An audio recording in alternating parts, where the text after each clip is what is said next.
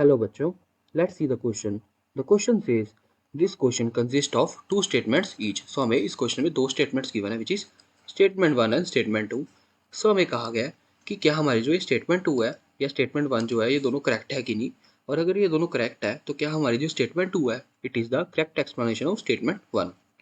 अगर हम सबसे पहले अपना फर्स्ट क्वेश्चन स्टेटमेंट देखें तो यहाँ पे हमें कहा गया कि melting point of BeCl2 is less than that of MgCl2 but reverse is true for their thermal stability.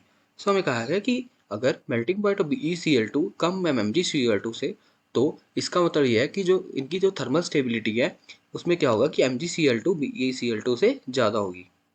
सबसे पहले अगर हम देखें तो हमें पता है कि जो लैटिस एनर्जी होती है BeCl2 की it is greater than that of MgCl2. ऐसा इसलिए क्योंकि जो हमारा बेरिलियम का साइज होता है it is lesser than MgCl2.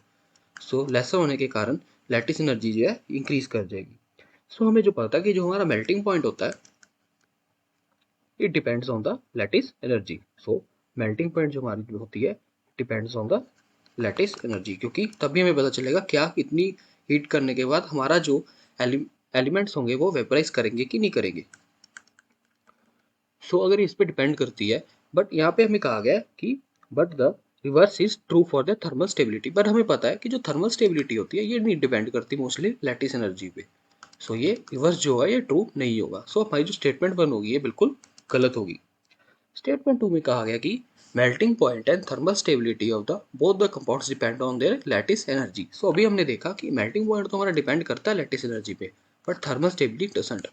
सो ये स्टेटमेंट भी गलत होगी.